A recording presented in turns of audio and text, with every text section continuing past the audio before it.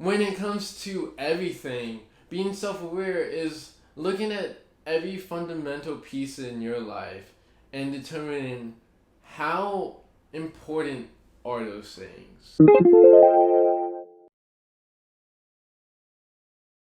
Hey everyone, welcome to my channel, Pleasant Living Purpose.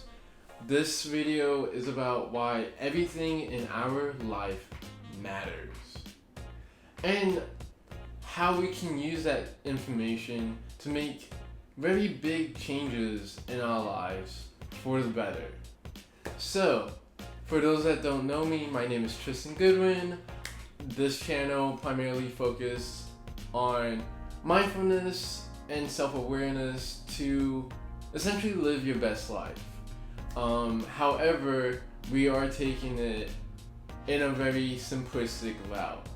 So, for this video, we're looking at not just our relationships with people, not just the relationship that we have with our body, food, but the relationship that we have with everything. So when it comes to this idea of why everything matters, why everything is important in our life, the first thing that comes to mind, for me at least, is self-awareness.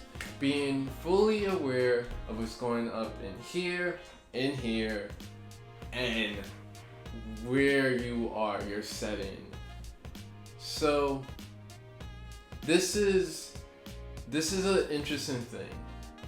To be self-aware is just to acknowledge all the things that come up within and without you.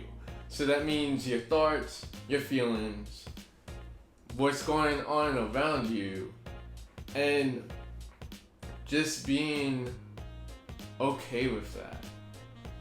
It is okay to feel good, it is okay to feel bad. Self-awareness is what makes it okay, because at the end of the day, our feelings, our thoughts are always temporary. We want to be in a position that we can respond to circumstances, not react to them. So in the example of a person making you angry, we can, with self-awareness, step back and evaluate our options. Do I go crazy on this person, or do I chill out? When it comes to everything, being self-aware is looking at every fundamental piece in your life and determining how important are those things. How empowering are these things? Are these things good for me? Are my relationships with my friends, family healthy, empowering, loving? Do the food I eat constantly, does that serve me? And I have several cheat days myself, so like if you want like a few desserts and ice cream for a couple of days or two, that's okay. But I'm talking about like the overeating, overconsumption of those things. How does that make you feel? Because if you feel bad consuming those things, then that's a telltale sign that something is wrong. When we find a particular thing, whether it's our relationship with food, pop culture, people, and we want to change that thing, the way that we go about changing it is not by forcing things to happen. It is by allowing inspiration, allowing what you authentically want to come through.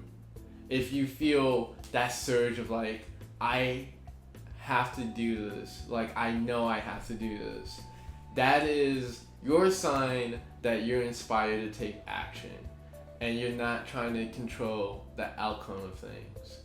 So a real life example is having an argument with your significant other, or your significant other doing something that just is like, no.